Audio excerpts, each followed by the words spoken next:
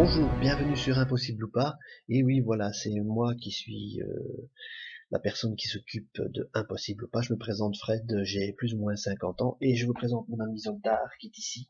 Le Zoltar qui vous a souhaité bonne année 2016, qui est un gris, et non pas un gris du Gabon, non, non, non, parce qu'il y a également un gris du Gabon, vous risquez d'entendre sur la vidéo, qui est un perroquet, qui est notre perroquet.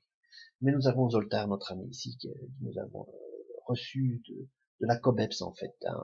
C'est une personne de la SOBEPS, donc qui était l'organisme en Belgique qui s'occupait des phénomènes ovnis.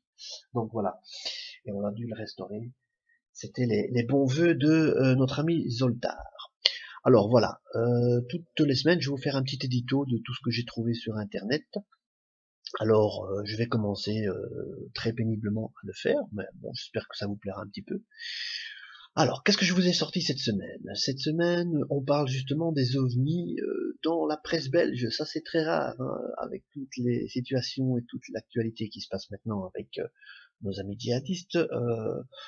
La presse belge a osé parler des ovnis. Oui, oui, elle nous signale que il y a quand même eu plus d'ovnis signalés en Belgique en 2015. Alors, entre drones, entre cerfs-volants avec des lumières, des ballons avec des LED, on confond quelquefois Jupiter avec Vénus, ou certains phénomènes atmosphériques, des ovnis.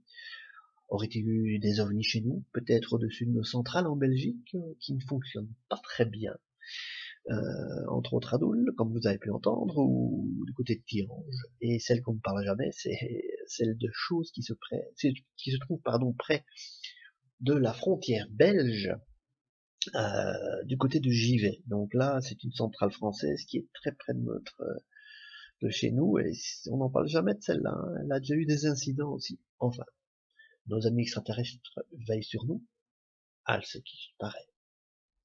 Peut-être. On ne sait pas. Alors, je vous ai trouvé un article aussi sur les 500 militaires qui ont observé des ovnis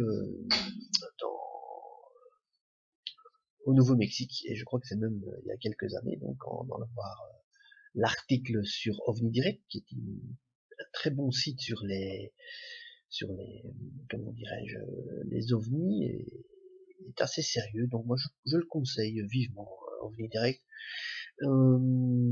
C'était en 1971, ils ont vu des ovnis. Ça m'étonnerait pas du côté de Roswell et tout ça, zone 51. On sait pas trop ce qui s'est passé et on ne nous dira pas la vérité. D'ailleurs, à ce qui paraît, si Hillary Clinton est élue aux prochaines élections aux États-Unis, elle nous promet de parler un peu plus sur les ovnis, de divulguer. Bon, je crois que ce sera la semaine des 4 jeudis, si vous voyez ce que je veux dire. Bon, retournons sur Impossible ou pas. Je vous ai mis un article aussi sur les vaisseaux Vimanas. Bon, ce sont des vaisseaux hindous avec lesquels ils se sont battus. C'est écrit dans l'histoire des hindous, tout ça. Faut lire l'article. Bon, c'est à vous de décider si c'est la supercherie ou pas.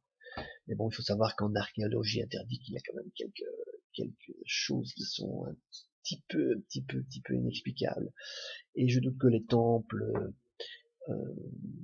ou les pyramides, des choses comme ça, du côté du Pérou, l'Égypte, n'ont pas été construites avec un marteau et un burin, surtout que la roue n'était pas encore inventée. Là, il y a quand même des doutes, et je crois on nous cache beaucoup de choses sur notre histoire. C'est à vous de voir et de chercher et de faire votre information, comme moi je le fais. Ensuite, j'ai mis une vidéo assez sympathique du GARPAN, qui est en fait un organisme qui est aussi en recherche la vérité sur les ovnis au Québec. Et eux recherchent des vidéos sur ce qui s'est passé au Maroc il n'y a pas longtemps, donc c'était au début de cette année, donc le 4 et 5 janvier 2016, et où on entend des bruits de fond, comme des grosses trompettes, comme on a déjà entendu dans certains pays, en France, en Suisse, on entend des bruits non identifiés. Est-ce que ce sont les trompettes de la mort, de l'apocalypse? À voir. Est-ce que c'est un petit comique qui joue de la trompette un peu trop fort? C'est à voir aussi. Ceci dit, moi ça m'interpelle, c'est quand même bizarre. Est-ce que c'est peut-être le projet HARP des ondes, des micro-ondes qui créerait des vibrations? On ne sait pas trop. Donc à voir aussi les bruits non identifiés. Ensuite, un petit article sur quelque chose qui est complètement possible, parce que ça vient de la série très connue Star Trek, dont je suis fan naturellement. Il nous parle du traducteur universel, donc traducteur simultané, donc vous parlez anglais d'un côté, ça sort en japonais de l'autre, ou français, japonais, donc ça évoluera. Et c'est pour l'instant, c'est exposé à Las Vegas, cette exposition des nouvelles technologies. Ben, je crois que pour les gens qui sont pas polyglottes comme moi, ce sera bien nécessaire d'avoir un petit outil comme ça, un petit traducteur universel. Et oui, quand la réalité dépasse la fiction, c'est bien. Et Star Trek était vachement précurseur, car il a développé, cette série a développé pas mal d'ingénieurs, de personnes, entre autres le téléphone portable. C'est grâce au communicateur du capitaine Kirk dans Star Trek que nous avons nos téléphones portables actuellement, et nos smartphones et nos tablettes. Ne vous inquiétez pas si vous entendez du bruit derrière, c'est le perroquet qui est gris du Gabon, ce n'est pas Zoltar, l'autre gris.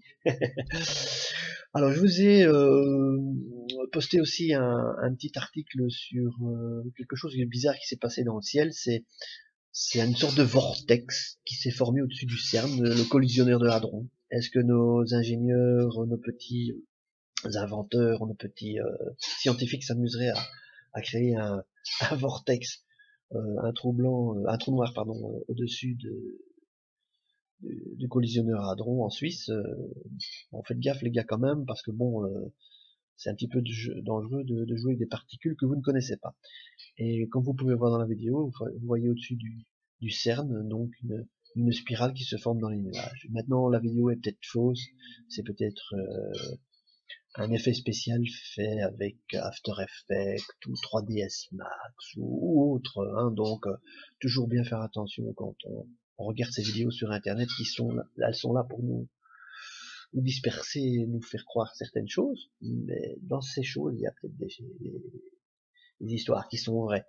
Donc c'est à vous de décider, de dire si c'est impossible ou pas, à vous de voir. Je vous ai mis aussi un petit article sur les signes qui indiquent qu'un proche est décédé près de vous, donc voilà, ça vous dit à peu près si des choses qui se passent près de vous et qui semble que votre proche est près de vous, mais c'est à vous de voir en lisant l'article. Par contre, le dernier article que j'ai mis, c'est quelque chose qui m'interpelle, car c'est de la foudre, donc il y a de l'orage, là, c'est à Canberra, et cette foudre forme une boule qui disparaît. Donc, et comme elle disparaît, quand on voit la vidéo, c'est quand même assez bizarre. Hein. Donc, c'est pas une boule de foudre, ou ça pourrait l'être, ou c'est un nouveau phénomène météorologique. C'est vraiment surprenant. Je suis assez troublé par cette vidéo. Vous voyez des éclairs, et ensuite une boule qui éclaire tout le village, enfin toute la ville au-dessus des montagnes, comme ça, puis hop, elle disparaît. Bon, maintenant, est-ce que c'est un trucage ou pas? C'est à vous de voir. Merci d'avoir écouté ce premier édito de Impossible ou pas. J'essaierai de mettre des articles qui tiennent la route le mieux possible. On peut toujours se faire avoir. C'est vous qui faites votre propre vérité. Et je dis toujours, est-ce impossible ou pas? À bientôt pour le prochain édito.